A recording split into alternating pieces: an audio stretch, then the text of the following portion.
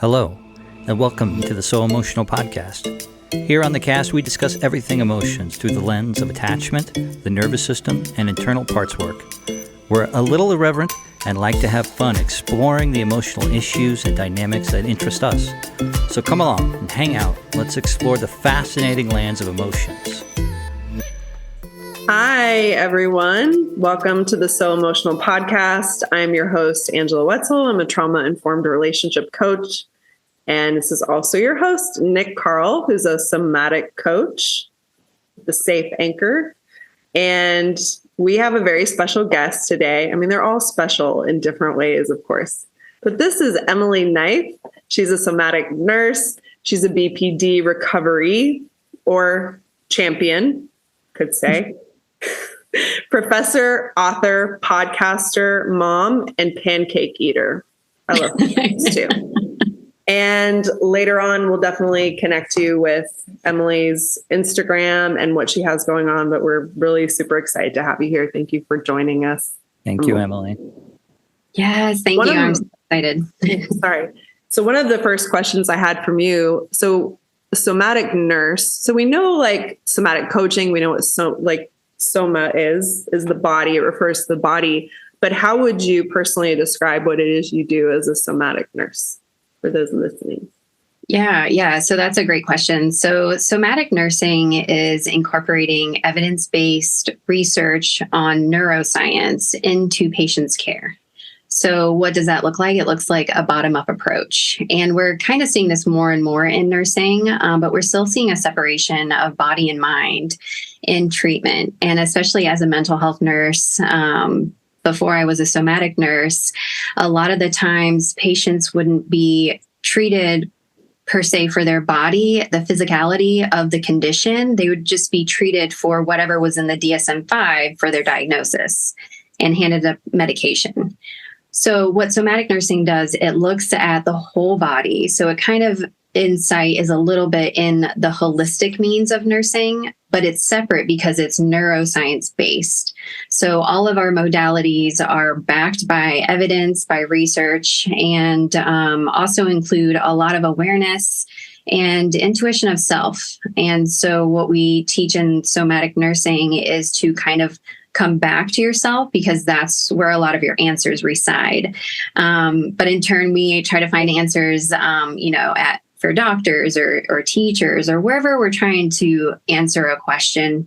We often look outward rather than looking inward. So somatic nursing is also a nursing of the self. So we want patients and clients and humans and students to really grasp the concept of you have a lot of power within yourself to heal, to make yourself feel good. It's just knowing and understanding how to access that. So somatic nurses also help people become aware of that and access that huge potential of healing that we have in each of us.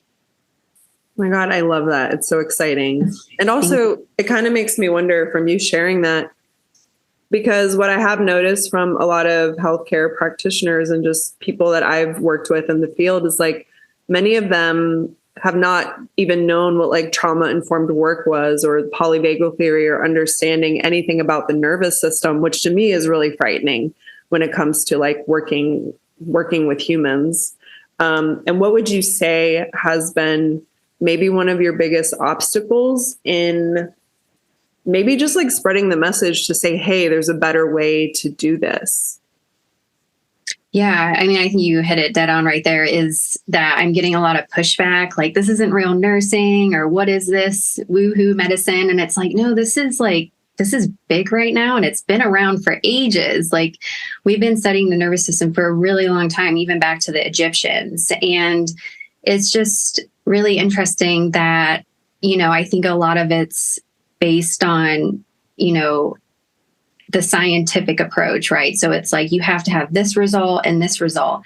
And a lot of what somatics is a human like experience within the research context, right? So almost like a psychedelic experience. A somatic experience is based on someone's perception and their own things that they've gone through, rather than a collective of like treating a blood pressure, right? We give one couple pills to treat one problem or symptom like blood pressure. But somatics, it's like it runs the gamut. It's so broad of a spectrum because everybody's an individual. So I've gotten a lot of just pushback, and it's interesting the lack of support from the nursing community. And I think that's just because traditionally we're taught as nurses that there's a medication for that, and it's very symptomology based, and that's just traditionally how we're taught, and that's okay. But if we look at like the writings of Florence Nightingale on Notes of Nursing, she specifically talks about like somatics and like movement and opening up windows and fresh air and making sure people get up a certain amount of times during the day and making sure nurses are sleeping. And so it's kind of interesting how we've gotten so far away from the body as a whole. It's really interesting. So yeah, I get pushed back, but I keep pushing back because I know that it works because it saved my life. So it's like, why wouldn't I, want to share it with everybody? Yeah. What you're talking about is almost this like reliance just on the head, as if we're all floating heads, just trying to seek this outward information. And instead of like actually going into the body for your own answers, or going into the like helping other people like reach inside to say, what's deeper, what's going on here? What do you actually need? And then actually, like, it sounds like what Florence Nightingale was talking about was introducing natural laws or universal laws, which is like the law of flow, keeping energy moving, reciprocity. And I think if people were studying those forms of things and reintroducing them during the pandemic, there wouldn't have been the levels of burnout and actually, I think, trauma that happened during that, because I don't think there was really any support for the nurses and doctors just treating like on the front lines. Yeah, absolutely. Yeah, you're very, right about that. And it's interesting because, it's a lot of those people like ended up getting out of nursing because they didn't have the tools and skills. And that's another reason why I created the field of somatic nursing, because of that situation that happened and is continuing to happen. I think it's like hundreds of that 800,000, maybe that might be way above, but by like 2030, we're supposed to have nurses drop out of nursing, like 800 or 300,000. That's a lot. That's a big difference, but that's still a lot of people. Right. So, it just, it's like it's happening in little pockets here and there in hospitals, but it's not happening as a collective in nursing. And that's really where that change starts to happen. So, I'm hoping with somatic nursing that, not only nurses that are in like ICU situations or emergency room situations, that they have that training and they're also able to help other nurses, even in a situation whether it's like they just performed a code and now they're just like running on adrenaline, and now they have 4 other patients they have to go see. That somatic nurse that's trained can hold a group session and kind of do a debrief. That involves somatic skills such as like shaking, brushing off, breath work. So yeah, it's definitely a preventative field for sure for many different things. Yeah, you're talking about practitioner regulation, so that one person that has a regulated nervous system can actually energetically hold the room and can actually serve people. But when you're in a dysregulated state, it's like that survival mode, reptilian brain is online, and then it's just very narrow sighted. Like everything is threat based and not really solutions based. So it's so important. I'm like so excited to hear you talk about this. And I feel like Nick has something he wants to pop in. Yeah. Well, until just this very moment, and maybe I'm wrong. So you said top down versus bottom up. That means nothing to me. Oh yeah. I don't know which end is up in that scenario, right? And then like this whole time I'm thinking somatic nursing, this is like how you're going to work on the nervous systems of patients, which that's probably it. Until now I'm saying, no, this is about self-regulation primarily. I don't know. What is it? Both? Yeah. Yeah, it's both. So we're like nursing the nurse first, because no nurse that's emotionally dysregulated can like get anywhere. Right. So we're like parents having to take care of themselves. You take care of yourself first, because if you aren't helped, you can't help anybody else. Okay. Down Yeah. with You got that. Got that. So yeah, so it's all about, because it's the only field in nursing. If you look at like med surg, pediatrics, nothing is like, hey, nurse, take care of you first before you go to a patient. So somatic nursing is about regulating oneself, whether a nurse or a healthcare professional, whatever, and then being able to help others regulate their nervous systems. So Right. it's like a trickling effect. And when you speak of like the top down or bottom up approach, for so long, we've done kind of this top down approach where we treat each disorder or disease by system.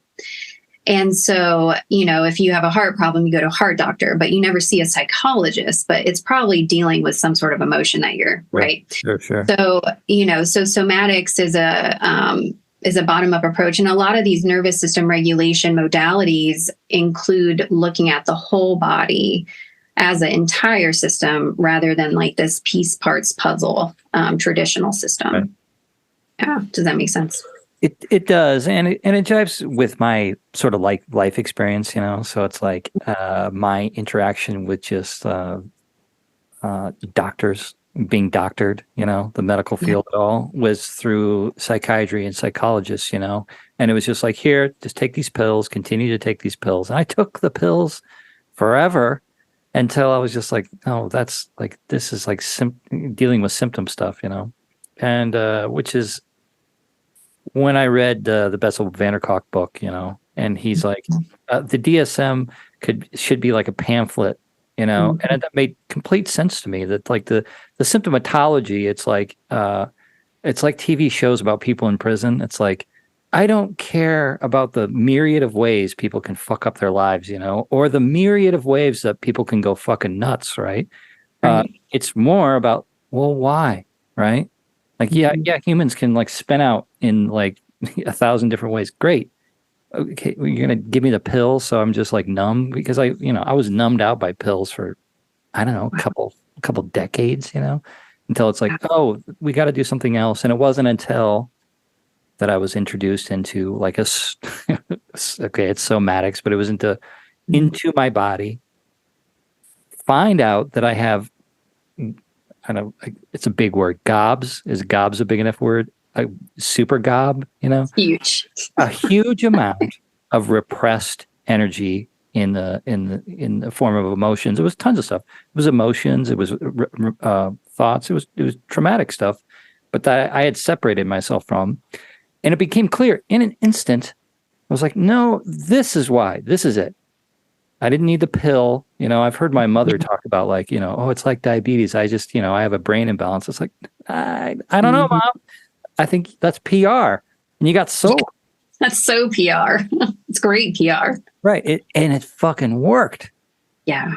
And they conquered the globe with that great PR until it's like, okay, then I have this experience and it makes complete sense to me that it's like, oh, there's something inside of me, inside of my purview, that the excavation of that mine shaft is like not for the faint of heart, but it's like primary and it's in there and it belongs to me and it can be done. And I'm, you know, so it just like when all those things sort of came together, it just sort of does a 180 on your mind, or my mind anyway, you know. And so, yeah, I think like easing people into that direction, you know, it's like, you know, I see this everywhere, this like dichotomy that it's not out there. You're not going to get the pill or the Lamborghini or the, you know, whatever it is, you know, which is like a tale as old as time, but it's in here and we have to find ways to interact with it, to learn how to be with it, you know. And man, I had a talk with one of my buddies today who has a 2-year-old and kind of worried he's got some developmental issues, has gone to like 2 therapy sessions where they're working with his nervous system. And that he kind of told me about some of the things like having these brushes and brushing his arms. And like he said, in 2 therapy sessions, like he's already acting completely different. Wow. Right. And I was just like, oh shit. I was like, now you and your wife, now you got to get in there too. And like, work on your, because he's downloading your nervous system, right? This is how we sort of pass it on. But anyway, rant over. That was sorry. That's a lovely Got rant. excited. Yeah, that was a great rant. Yeah, I know. And it's interesting, like just how disconnected we are, as a culture. And I think that definitely wreaks havoc on our nervous system, especially, coming out of the cough, we had to kind of like ease back into communicating with people. The heart emanates up to about 6 to 8 feet in energy. And we were being told to go beyond that and stand away from each other. So that was like really fucking mind blowing to me when that happened. I was like all up in people's business and they're like 6 feet, 6 feet. And I'm like, no, I'm not disconnecting from you. And, and seeing families be disconnected by rooms and so helping people ease back in, somatic nurses are able to do that because they are taught the language, they are taught the skills. Not only do they do it themselves, they know how to use it, right? So it's a big thing when I was diagnosed with borderline personality disorder, which is such a gift. It's such a cool diagnosis, actually. I invite everybody to get diagnosed because it's just like, it really kind of helps you like navigate what that means, but then you can just take that information and go with that and actually find your gifts within that context rather than the horrible things you read on the internet. Because it's pretty scary. If you go on the internet and look up EPD, it's like, run for the heavens, but and that's the problem with stigma, right? Unless you get to know somebody that has it, know what they've been through, you can just read what's on the internet and it's not always the most relatable or real information. So yeah, I think easing into somatics is helpful, especially if you're, like you said, Nick, like you were kind of almost like self-searching, like you knew in your soul deep within, like that there was something more to this. And, I see a lot of clients that they come in, they're like, Emily, something's not right. Like, I know there's something better. Can you help me navigate that? Right. So somatic nurses also help navigate the healing. I mean, we're always healing, but starting the healing process. So what was some of your introductions into, I guess, what you call somatics? Somatics, I think it's soma is Latin for the body or maybe. Mm-hmm. I don't know. So it's a big word, and I think it can sort of, it comes in a lot of different ways. So, but yeah. What was your introduction to something that was a somatic practice? So I think I really first learned about somatics when I was, like 7 years old, and my dad took me to the doctor because he thought I had asthma.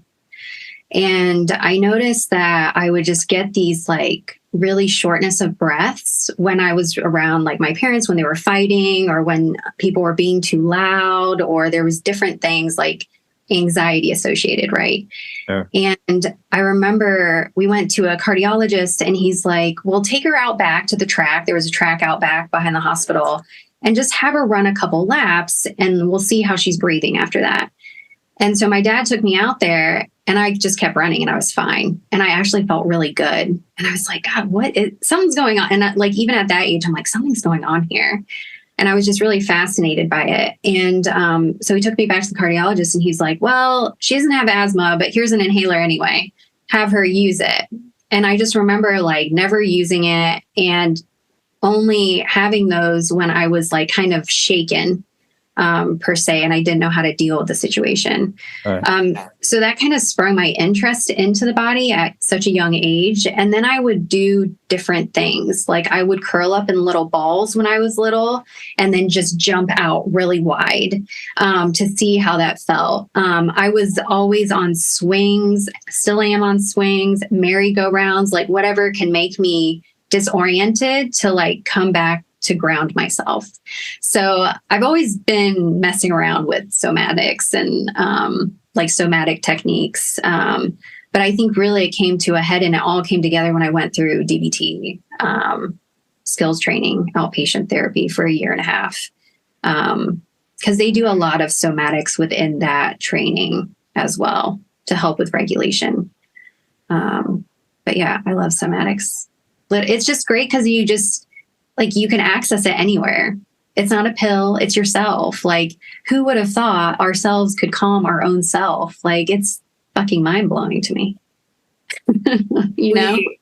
we always ask our guests, because this is the So Emotional podcast, about like when you kind of realized emotions were a thing, or like an important thing, or something to really look at and start to respect and feel. And you've spoken about BPD as this like superpower, which it kind of sounds like if someone's looking it up on the internet and they're reading all of like the shadow sides of it, how when someone doesn't know how to regulate themselves, it will show up in all these really negative ways. But it sounds like what you're saying is there's a way to transmute and really work with those negative side effects, or how it shows up that way, and actually have it show up as a gift, or see it as a gift in different ways, because there's like a light and shadow side for everything. So what would you say about, just like your journey to discovering emotions and like needing to respect and listen to them, and, that kind of thing? Yeah.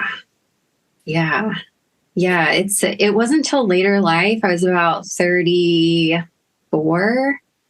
And from up to that point, I had a lot of different various traumas in my life, parents divorcing, self-divorcing, having kids, friends dying. It's just like the top 10 stressors of life. And a lot of those stressors, I would utilize different substances to deal with my emotions, especially marijuana, because that really kind of dulled the heightened sense of the BPD, which I didn't know at the time was that, and didn't know how to deal with it. So is that the same thing?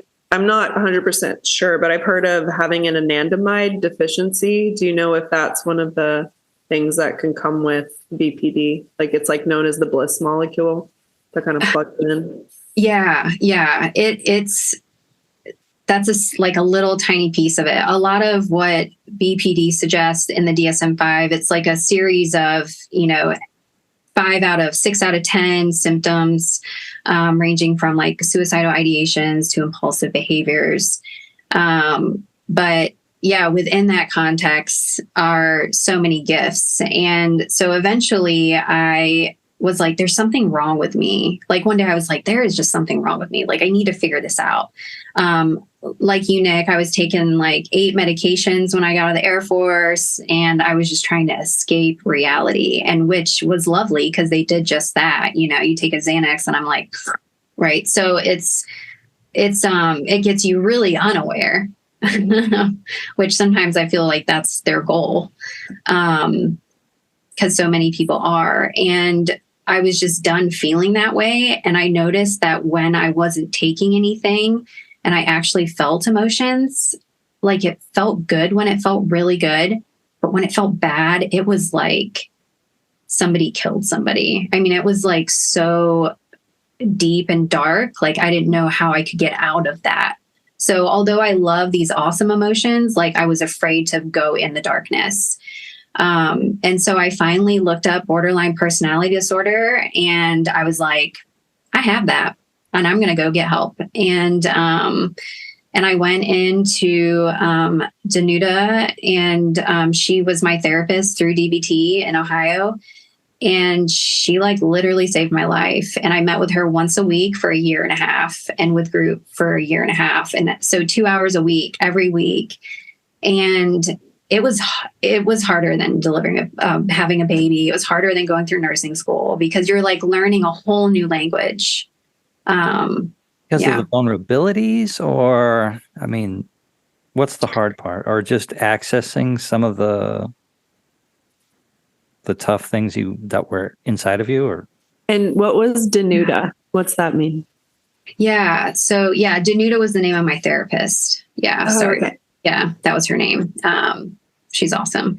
So the reason why it was hard is, first, it's like, it would be like learning a language you don't know. So like if you're going to pick up French or Spanish, right? Which is a little bit of difficulty, right? It's almost like a frustration level of difficulty, because you might learn a word and then you mess it up when you're trying to ask for a library book, but you ask for a beer, right? So it's kind of like that. Like when you're learning DBT skills, you're really angry, and all of a sudden the skill doesn't work, and you're still angry, right? And you're just like, It didn't work, right?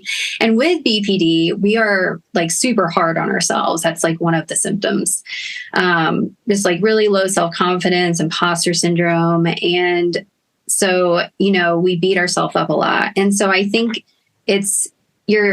you also have to meet yourself and give yourself a lot of grace in DBT. And those two at the same time it's difficult. It's difficult for some people. But if you actually, BPD is like one of the only disorders that they have like a 10% rate of suicide. It actually has the highest suicide rate out of all disorders, but is actually the most curable / recoverable if you learn DBT. So it is just like its disorder where it's like super severe, but it's also very manageable. So yeah, I love having it. I'm glad I got diagnosed. Although it's interesting because I don't use the DSM-5 diagnoses as like a hard label because I change those into gifts. I think that's really smart to do that. Yeah. To like just change the lens, because it's kind of like accepting what is in a way, but saying like, look, does it have to be all bad? If I can learn how to work with this and manage it, like what are the beautiful gifts here? Like what's the beautiful side of it? And you've mentioned that. What do you feel like are some of the superpowers and the great gifts you've found? Yeah. I think the first one would be able to kind of feel out a room, like energetically, empathically, like kind of get in touch with somebody. And that's a lot of people too. Like a lot of people have that gift, right? But I think through DBT, I became more aware of that, where with BPD diagnosis, the diagnosis would be like hard to have relationships, right? Is hard to have like consistent relationships. Well, a gift of that is being able to read like relationships, people, kind of like the broad span of the experience, and able to navigate that kind of intuitively. So I think I've noticed that with other people that experience borderline personality disorder.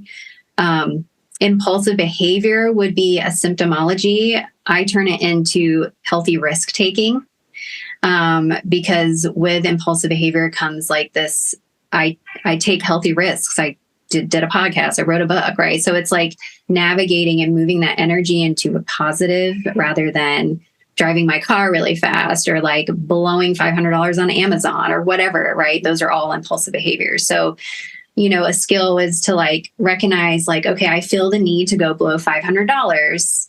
Okay, I got that. Now what do I do? Right? So I can take that energy and go do that. Or I could take that energy and be like, all right, I'm going to record another podcast, or I'm going to write another chapter in my book. So, I think since BPD is an emotional disorder, it's an energetic situation. It's just all about like, where do you want your energy to go? And I think that's a lot for all mental health disorders. But yeah, there's so many gifts. I think suicide, the suicidal thoughts you have, the positive thing is understanding that you are neurodivergent, and that sensory overload might be too much for you. So understanding like, I need time as like a hermit or, whatever that may be. So I always just tell people like, take your diagnosis and flip it. Like and then that will show you your strengths and your gifts. I'm a great multitasker, and that comes with BPD is like you stop and start a lot of projects, but I think that's just being curious. Like what's wrong with doing that? Like I don't even know how to play the ukulele, but I have one and I tried, and maybe I'll get to take it up later. Right. And now I want to learn drums. So, it's like, is that a problem? Not really. It's because you don't fit into a box. Now we have a diagnosis for it. So that's my spin on it. Those are some of the gifts. Yeah, it just kind of sounds like instead of having a dog and like shaming it for chewing the furniture like it's going to do if you don't let it run outside and play, it's like letting it go to the dog park and giving it chew toys, like just directing that energy. And instead of saying, you're a problem, you're a bad dog, it's like, no, you're just a dog. Like it makes sense that you would do that. Now let's just like give you something constructive so you're not destroying my very expensive furniture. I love that. It makes sense that if you believed deep down that you were a shameful, like despicable person, about how that might make you act, it's Yeah. like Yeah. that's okay. And it says so on the internet that you're a piece of shit. I know, right? Again and again. I And am. people should be afraid of you. They and should you should be afraid of yourself. I'm afraid of myself. Yeah, it sucks. Like, I remember reading that and just being like, what the hot shit? Like, this is not okay, And I mean, there's tons of books about how shitty BPD is. And that's why I'm currently writing a book about how awesome it is, because it's, there's so many gifts within that. And a lot of the teenagers I work with that aren't either. So, in order to really kind of get mental health help, sometimes as a teenager, you have to have a diagnosis. In order to have a diagnosis, sometimes you have to go to a psychiatrist or psychologist to get deemed you are this. Yeah. And so I see a lot of teens that are kind of on the verge, like their parents are like, yeah, they're having some dark thoughts, or, they're having trouble at school navigating bullies and things like that. And, they don't have a diagnosis yet. And I think that's great, because it's like, if we get these skills in, maybe they won't have a diagnosis. Maybe they can learn how to navigate these dark, deep emotions that they're having and not end up with depression, right, as a diagnosis. So, it's been really cool. A lot of them have found new hobbies they enjoy. It's just being curious about yourself. But instead, we're taught to retreat to our bed and just be victim mode. And when we can just be so empowered by like how awesome our bodies and mind are. Yeah. So. I just love the idea of like, when you look through these different things through a trauma-informed lens, that you actually see like, it's not a disorder. It's like the body is actually perfectly in order given the context, like given how the nervous system was shaped, the nervous systems like of the parents, of the community, of just like the different experiences that you've had. Like, it makes total sense in that context, and even the generational trauma and whatever. So it's like, if you look at that person within a context, there is really no disorder. It's like trying to say, how does this person make sense? And then how do we support them in such a way that these painful points of contrast then become transmuted into the greatest gifts, because they're actually able to just like heal themselves, like find that regulation, find the support that they need. It's like combining that empowered masculine and feminine energy. And then what you have when you have this really, really stable bedrock is like the wonder child can come forward, and it's safe to play and safe to be. Yeah, absolutely. Yeah. Amazing. Yeah, that's some good stuff. Just had to take a breath. Whew. I wanted to pivot because you had mentioned at some point about psychedelics. And I know also, there's like MAPS, Multidisciplinary Association for Psychedelic Studies, and there's tons of research in that direction. And it's funny, earlier when you were just saying like, yeah, there's some pushback about like woo-woo, witchcraft, whatever. And we're like literally talking about the nervous system or like the vagus nerve. And suddenly it's like, whoa, that's so extreme. And you're like, this is science, and it dates back a really long time.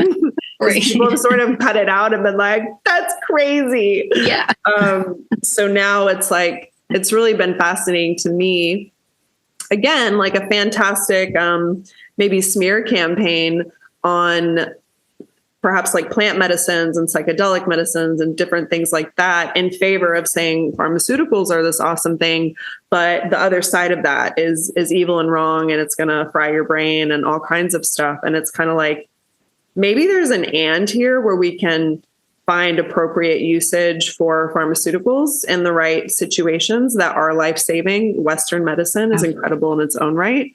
But then also, like, how about allowing there to be an openness there? And I would love to hear you talk about what you've learned just in your studies with like psychedelic medicine, and if you are kind of integrating this into like nursing stuff. And I was watching your Instagram page and I was laughing at your the last reel that you had where it was like, should I say something about like psychedelic medicine? It's like, maybe not. Yeah.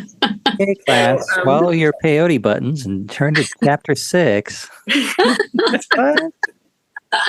Go ahead and put this tab under your tongue. It will be fine. Yeah, it's yeah, it's interesting. Yeah, it's weird being in academia because even though like where I work, they actually have like a psychedelic department, like it hasn't crossed over into like medical nursing world. So it's like bizarre still, you know? So it's kind of a secret. It's like compartmentalized and there's a line there. So if you try to be like, hey, like there's a department, like I can literally walk to it. But if you try to talk about that in the nursing context, they're like, whoa, hold on here. Don't They get all just crazy. Smoking doobies in the basement? What do they do over there? I don't know, probably. I was thinking they're like underground in this like secret lair, right? They're like testing it. God, Yeah. that makes me think of like Stan Groff and all the psychonaut stuff, like the way of the Yes. psychonaut. Oh my God, it's so fascinating. I would love to be a fly on the wall for just like Oh my God. popcorn and watch.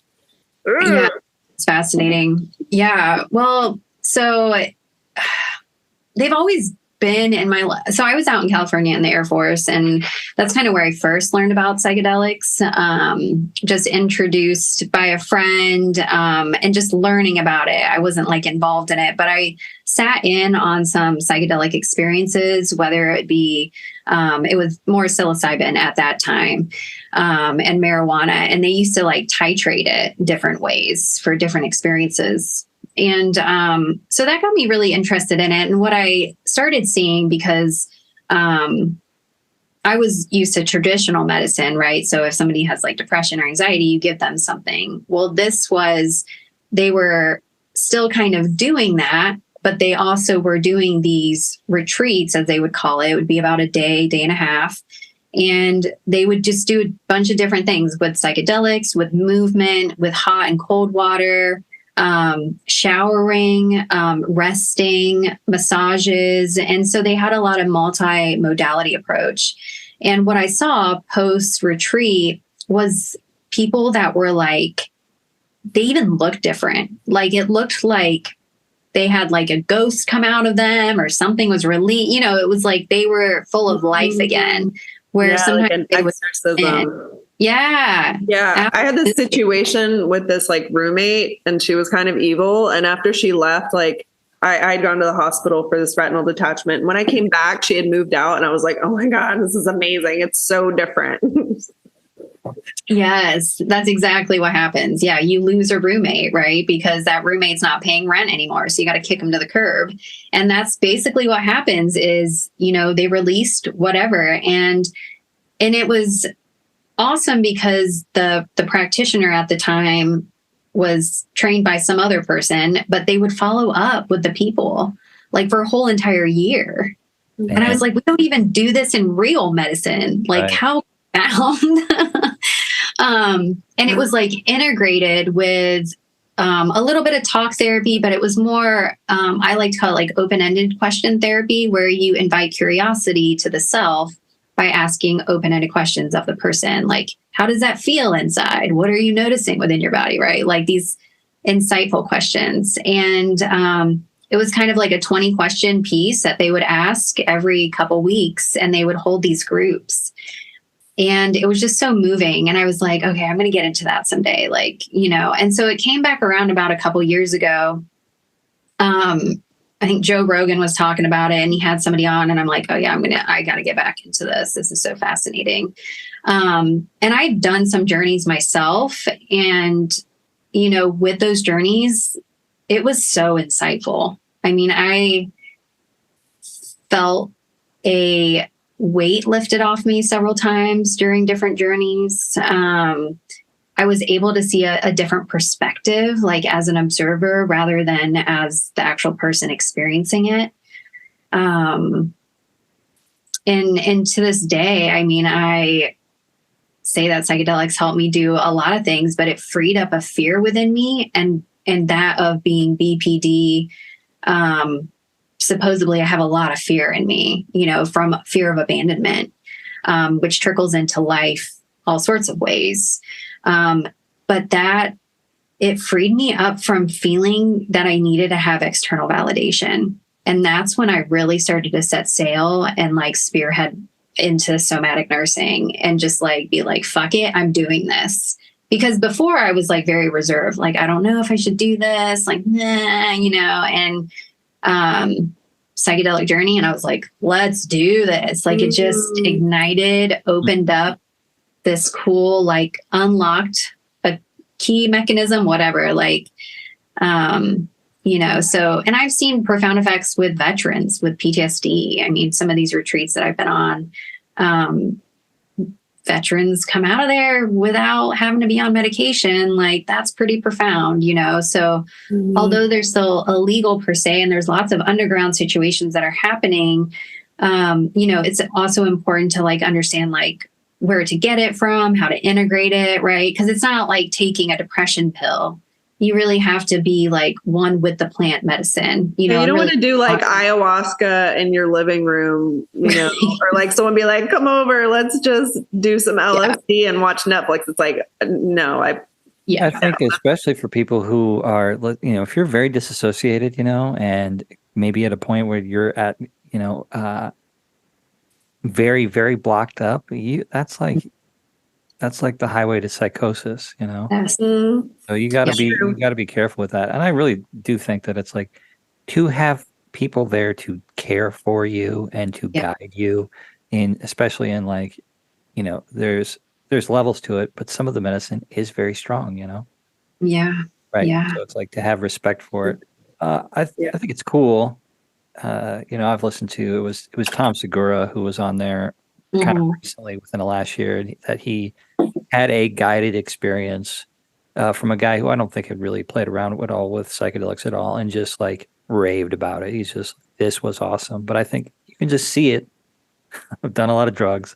I've talked to a lot of people who've done a lot of drugs. You can just see it. It was just, he was cared for, right? Yeah. He was cared for, and then it didn't meet him in a way that was terrifying. And you can also kind of read his nervous system anyway, that he is not so much in fight or flight. Like he's a pretty relaxed, embodied, grounded kind of person. So, opening up into some different kinds of energies. Yeah. I think about, you talk about people having experiences, being cleansed of something, looking like different people, right? I have an idea of what that is. Or, it's like these are like deep soul reflections or something, or some kind of like energy signature of, whatever the fuck it is, but it's like, I wonder about how to, and whatever. I think it's going to happen naturally, if it's going to happen at all, about, the idea of presenting the story about like, here are things, here are medicines, there are ways that are not not what has been sold on the TV that can be effective, and I suppose, the only way I would ever do it is just tell people my story about how, like, because I've had, when I hear you tell your story about doing psychedelics, the thing that pops up in my head is like, at some deep level, the story that you heard uncovered this thing that's like, oh no, it's okay to be alive. I'm alive. I belong here. And then it's just like you go from there, right? Because I can identify too with that story of like a deep wobbliness of like, which I take as like, it's a shame. It's like shame in different forms, it's like, I have to apologize at all levels for being alive instead of like being a bird in the sky, God takes care of all parts, and he's taking care of me too, I think my brain is a little bit fuzzy. I've lost the plot. Anyway, I like it, Nick. You're very great plot. Yeah, it was really good.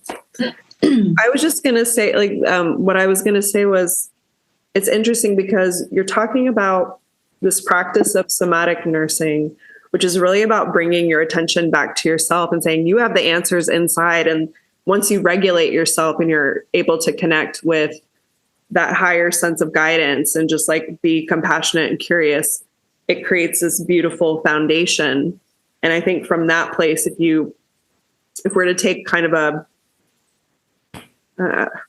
like almost a curated path approach of different modalities. And I think it's kind of trying to recognize that there are the jackasses in society.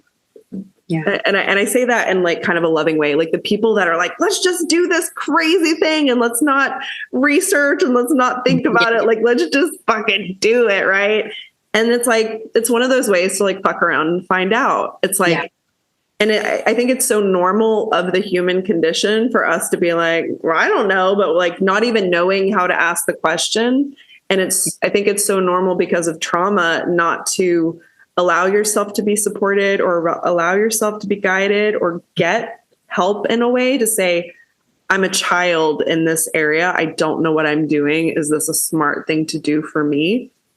But why I love this conversation is because I think that through therapy and through somatic healing and practices, you really get a firmer grasp on your reality of kind of like what's going on under the hood too. And I think it's getting that kind of situated to a degree first, and then you can start adding on different modalities and expand into that without really having to traumatize yourself fully with some kind of psychedelic experience that pushes you into psychosis or really breaks you and re-traumatizes you in a way. So it's like, there's just something about this that feels really like, yeah, we're kind of hitting the different aspects of it and just imagining like starting at the surface of awareness, getting into talk therapy, going deeper into DBT, eventually expanding more into somatics, and then taking it to another level where you have this like bird's eye, eagle eye view to look at the bigger picture, but also dive in really deep and then just combining all those different levels together. That's why I got excited. It was like, oh. Sounds so juicy. I love it. Yeah. Nick, what are you going to say? It was just something about, I think it wasn't my first, but I would say first strong psychedelic experience. I took, whatever. It didn't have anything to do with the acid, but I took a large dose of acid. Yeah. And it was just my reaction of my nervous system was, I mean, I didn't think I was going to die because I didn't think I was going to die, but every fiber of my being grabbed on for dear life.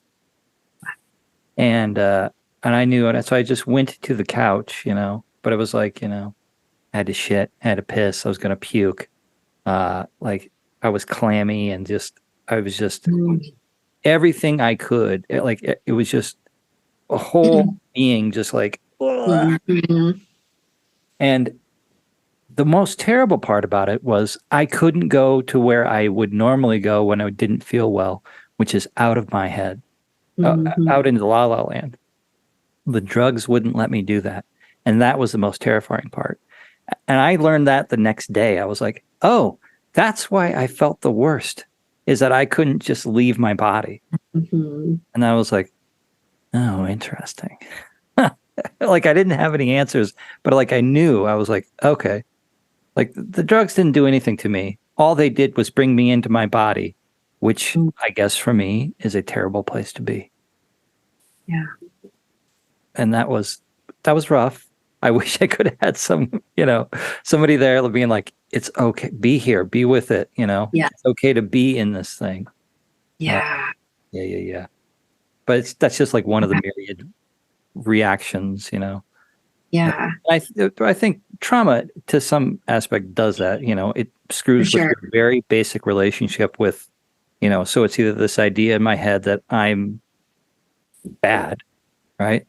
That I'm not worthy, which is another reason why I would never ask for help, or like to be guided by something. No, I would never do that because that would never occur to me because I'm sort of bad, But it's just trauma does like change the very fundamentals of how we see and interact with ourselves.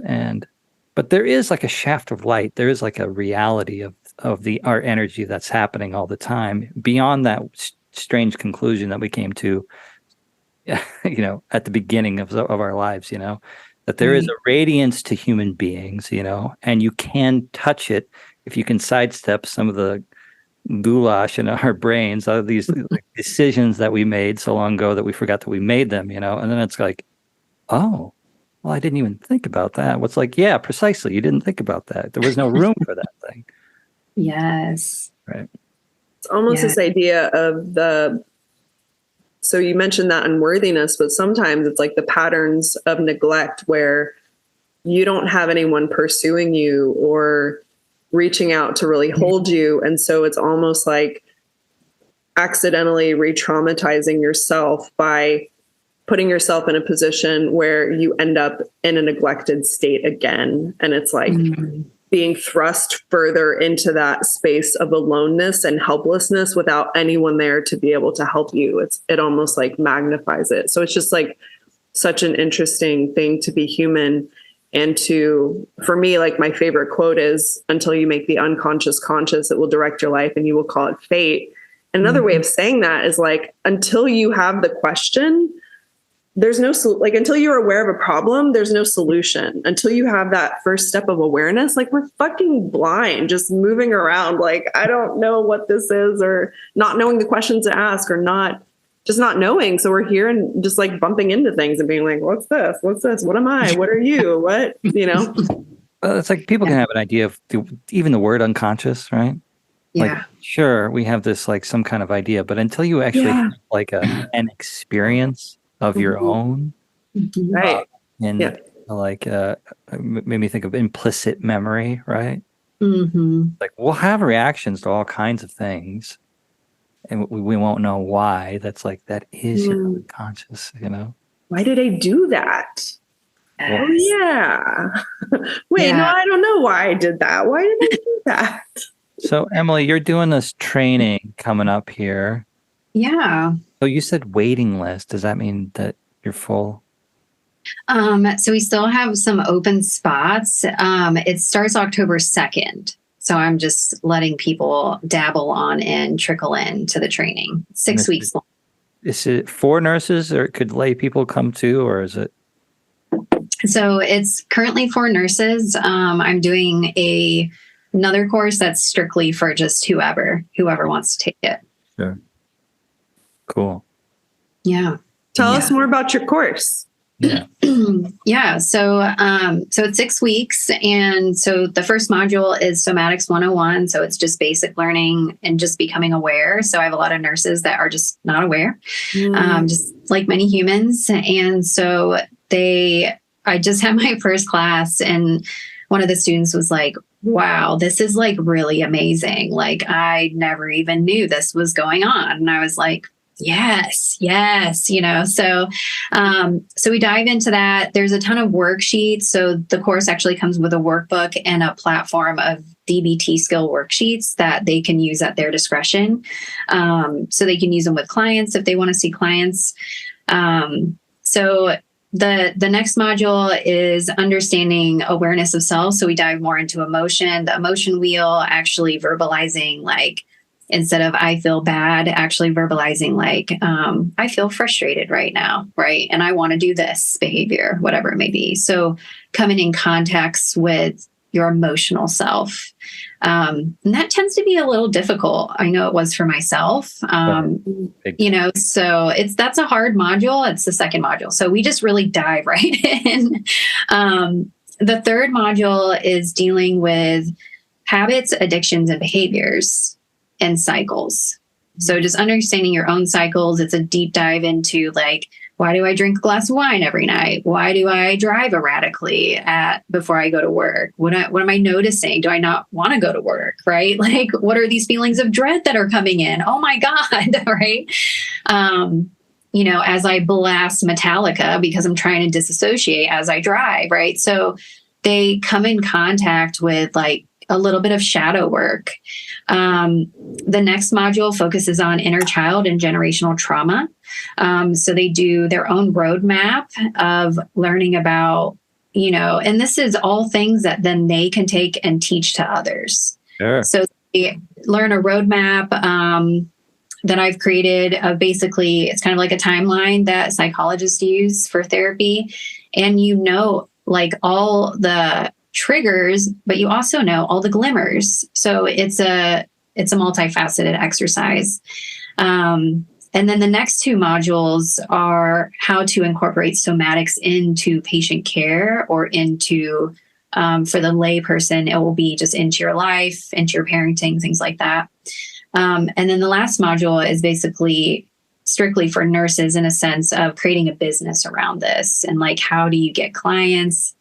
How do you write a course? How do you write a podcast? How do you write a book? So giving them ways to create passive income if they'd like, because that decreases burnout as well. So, yeah, it's cool. It's been something I've been writing for like 3 years, and I've really it was like a 2-year program, and I'm like, I can't, I got to make it manageable for people. And so it's a certification that can embody any type of nursing or any human, in a sense that you can use it with maternity patients that are giving birth. You can use a lot of somatics to even not have them have an epidural, so, nurses can really influence a whole heck of a lot of humans to be really self-empowered through just teaching them through their job, whatever they're in, emergency room, cardiovascular, peds, whatever.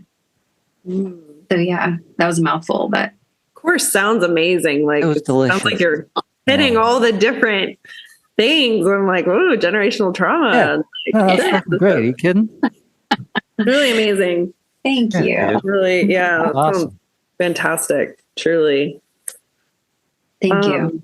Yeah. This is totally random, but I've been staring at your hands here, and I'm like, what is that? So it's prison. I got this now. I'm just kidding. It says overcome, or it says come over. So, it just depends if I want you to come over, overcome, battle it out. That's amazing. But I got it just, I've had chronic suicidal thoughts my whole life pretty much. And, it's just a reminder, like, you can overcome anything. I just got one right here on my wrist. It says, keep going. So I look down and I'm like, keep going, Emily. Like, you can't, this is not got to get out of your head. Just keep going, so. Yeah. I got one tattoo from God, and it's on my ass, and it's giant, and it looks like Pangea. What? Is that a birthmark? Yeah, and in high school they called me Russia. Ugh. It's like God. head, Do you want to talk this out, Nick? I mean, it was embarrassing, and it scarred me, and like so many things. I didn't go to. My first experience in school was high school, 9th grade. That was my first school experience. It was homeschool before that. That was a lot. It was a lot to take in. So wait, it's on your ass. So how did they see your ass? Sometimes in high school you have to get naked. It sucked. Yeah, like in the gym and all that business. Yeah. You have to like run the mile and then go take a shower because you're just. I was sweating my ass. It was summertime. Oh. Yeah. So there was when you said suicide, right? So I've had some of those same thoughts in my head since I was I don't know, early teens, right? Okay. I took after weather so many storms. We had this cool lady on recently, and I forget her goddamn name, the emotion lady. Oh, Carla McLaren? Yeah, Carla. Yeah, Carla. So in her book, she talks about suicide in there, which is really cool. But it was kind of a thing that I'd come to the same conclusion. It's like, whenever I am suicidal, that's just like something in me is desperate for change. Mm-hmm. Yeah. Right. And so it's like, but I don't mean to like change your meaning or change how it means for you. That's just like how I hear it in my head, that like, that something has to change. Yeah. And I like when I feel that way, it's like I refuse for it to be any other way but to change, Mm-hmm. But is kind of a interesting flip. And so like when it shows up now, and it does still shows up, old friend, hey, how you doing? Yes, let's get the fuck off this planet. It's like, no. Push the reset button. Yeah, exactly. Juicy reset button. Well, more it's like, and then there's also the thoughts of mercy, of like, of just being merciful to myself, because it's like, why would anybody? I wouldn't willingly or knowingly put somebody else through the type of things that sometimes I feel, right? Yeah. And it's like, it's just funny the different kinds of ways that can come, and the little details of relationship that you end up having, or that I end up having with that flavor of I don't know what to call it, information, energy, emotion. Right. Yeah, it is. Yeah. I totally connect with you on that personal level with suicidal thoughts, because now when I have them, I just kind of laugh, and that it sounds kind of morbid, but I'm just at the realization, like you said, it's an old friend that I've put like disconnected from, but they keep freaking finding my address and knocking on my door. Thanks to Google, they find me. And it's, yeah, now I just I'm like, really, Emily, like, you're this seriously, like, come on. Right. Like now it's more of like, I'm so aware, like, and what I do is like, okay, let me just take a moment and write down all the things I'm doing, because obviously I'm just overwhelmed. Yeah. That's funny to me, because I used to just want to kill myself, but now I'm just like, this is hilarious because now I know what it is. So it's like, haha, I win, motherfucker. Like, go gangster up on them, right? Like it's emotions are so interesting. And I think, yeah, like, if we become friends with our emotions and our internal self, we can laugh at ourselves a little bit more. We can give ourselves a lot more grace if we have a relationship with ourselves. But, not until that happens, we'll still see so much, self-loathing and disconnect and Cringing. self-hate, cringy. Yeah. Emily, Sticky. since you've healed through BPD and these suicidal thoughts and different patterns, I would love to hear what your advice is for perhaps like these nurses and practitioners that are still inside this system where they're being told to always look outside of themselves, and maybe they feel a lot of stress and overwhelm from not having support, or not really maybe being in the mentally healthiest environment for them, or the way that patients are treated. I know this is kind of a huge question, but just any thoughts to maybe someone like that might be listening, just for some like hope or some reflection about maybe finding some sense of relief or the silver lining. Yeah. Environments. That's a hard but great question. And I actually just had this conversation earlier with a great nurse friend of mine. And she actually just took a break from her master's degree in nursing education because it just didn't feel right within her. And now she's really just going through transition. But, I think in a sense, nurses, we tend to outgrow the hospital system, especially when we start noticing the things that are happening. It like tugs on us. It tugs on our belief and value system. And I think we get stuck there. And so we are continuing to get rattled and shackled and not able to use our voice.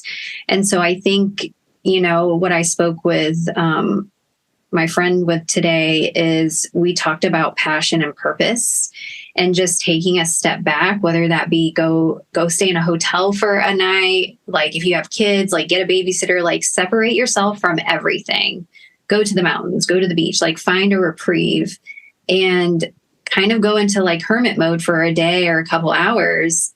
And like, seriously, just listen for just a couple minutes. And if the voices get too loud of like what you should do, then do some movement, right? So I think it's like just taking a moment, and maybe that's not going on a retreat. Maybe that's, you come home and for 15 minutes after work, you just sit for 15 minutes and see what starts to boil up.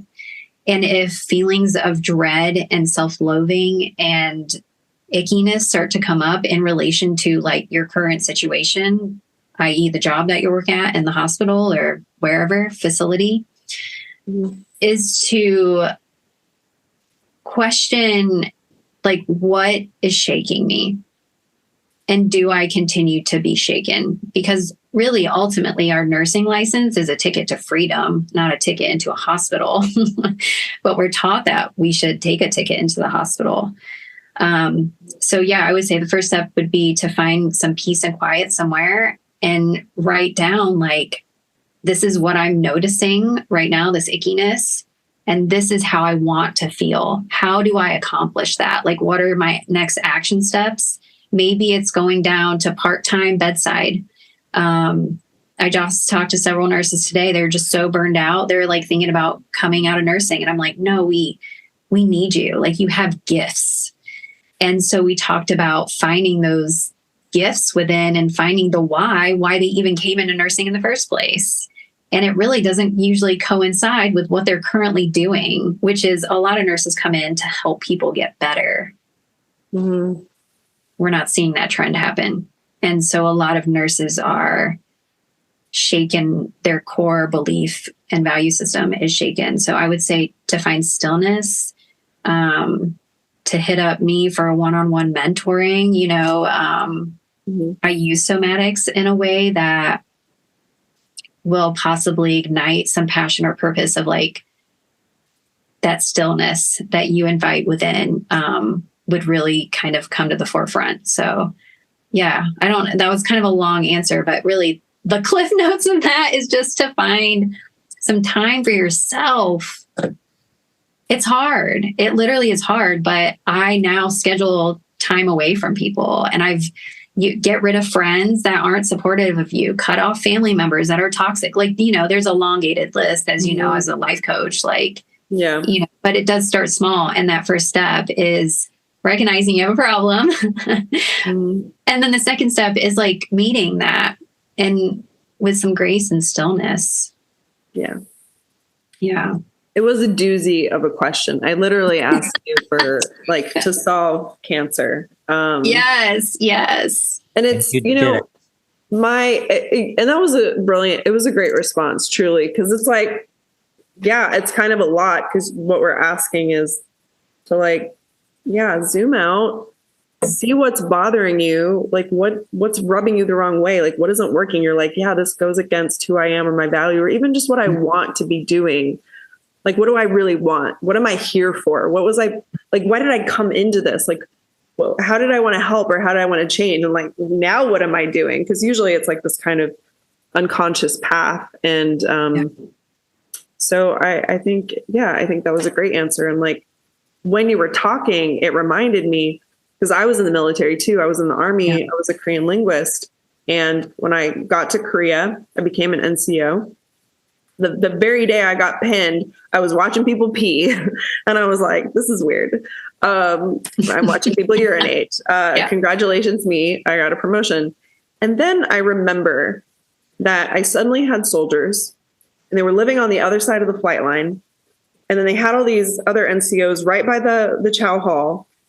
And like all these soldiers that were not NCOs that didn't have vehicles were trying to come all the way around to go to this chow hall. And I would advocate for them. I'm like, these are my people. Like they're not getting meals. They're missing they're missing stuff. Like we're not providing for them. And I went to my higher ups and they were just kind of like, we've got NCOs. We want them to stay in. And I'm like, no, I'm like, this, what the fuck is this? And they were just talking about, well, this is the way it's done. And I'm like, no, that's not the way it's done. Like, we're here to solve problems. Like maybe there's a yes and here. Like, why does it have to be this? And I got so fucking pissed off. And I just remember I was like irate. I was so mad with this command sergeant major. And I'm like, fuck you. And fuck this bullshit. Fuck this traditional shit. Right. And then I was like, oh, Angela, this is not the place where you're going to create the most change. Like, this is not the place. Like, if I loved it, I would have been like, I'm going to stay in, I'm going to work this system from the inside out. And it just depends. Like, do you have that love? Do you have that dedication? If this is the place that you're meant to be, then how do you ignite that sense of passion and purpose to light that place up from the inside to say, I'm going to be an agent of change here. And this is how I'm going to start challenging these old methodologies and just like challenge ways of thinking and challenging how we treat each other and challenge how we treat ourselves. So that was the thing that just came up for me, where it's like, I think we're here to create a new world instead of just live in someone else's regurgitated nightmare of some, outdated systems that just fuck everyone up the ass, Gosh, apparently I'm Some of us like that, Angela. feisty about something here. I just hit a button. All good. Thank you for sharing that.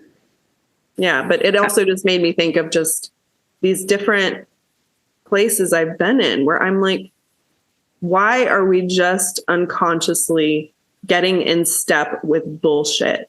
And it's just like, call it the bullshit. Call it the bullshit. Do what you can. Take some plant medicine and like unlock your whatever. I kind of just feel like sometimes we all need that one modality and it's like a journey, but it's just like find out who you are and what you came here to do and like whatever lights you on fire, whatever. There's spiritual gives you that- warfare here at play. Delight and There are juice bigger and- forces, Angela. There are bigger forces. I mean, yes, maybe. And like, so I'm in this like kind of weird state of denial around those things because part of me knowing parts work and internal family systems, all these things, I feel like sometimes the battle or what it is just like the state of contrast or like what is between consciousness and unconsciousness. And that unconsciousness is always seeking, what's that? There's a threshold, right? Yeah, but it's like without this yin and yang, without this like polarity thing, like what would we be doing? We'd just be like running around naked in Eden, not knowing that we're even naked or not really even having an awareness or definition of anything. So in some ways, it's like, this is where the party's at because we're kind of being like, I don't like that shit. I want to create this, like we're here to create. And also, I believe nothing exists outside of God. So I don't necessarily want to give a lot of power to these like nefarious forces and talk about spiritual warfare, because I think in some ways what we focus on, we can kind of amplify. So I don't want to necessarily imagine that there are people that are consciously doing these like psychopathic things, although they probably are to some degree. But also, if we look at the percentage like in the population of these like fucking psychopaths and people that have like big hearts that are light workers that actually care about people and that have good energy, there's so much more good in the world that outweighs the bad. And if we're here to just kind of like wake people up and wake ourselves up and say, hey, like we deserve better, we can do better, like we could have a lot of fun while we're here, instead of zoning in on all of the fear and all of that, oh my God, there's all these bad people and they're doing all these bad things. Yes, maybe so. But there's so many of us and we actually have so much power if we'll just choose consciousness. So I don't think that my journey here is to, like, I've never done an exorcism. Like I have friends that like deal with that. And I definitely think there's people that are like in those worlds.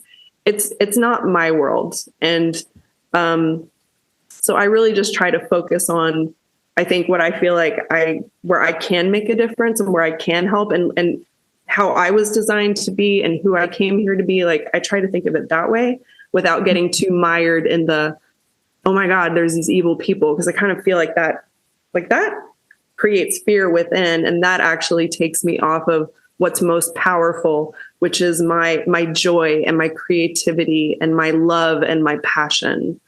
So it's like, if I matter as a part of the collective, then I reach people with my joy. I can't become disempowered enough or fearful enough to cause change. And I can't look at another person and allow them to scare me when I know that God or source or love is so much greater than the darkness or unconscious aspects of that person. So it's like, I try to keep the faith in those ways because I understand, like, the more, like, waking up can be a rude awakening. It can be really ugly to kind of understand that there are people that are either unconsciously or intentionally. And I usually believe it's just because it's just so much unconsciousness, like around something, just a misunderstanding or perspective from which they're seeing something. And they might have good intentions, but it may come from this place of fear. So anyway, I'm going off on huge ranty tangents, but I guess what I'm saying is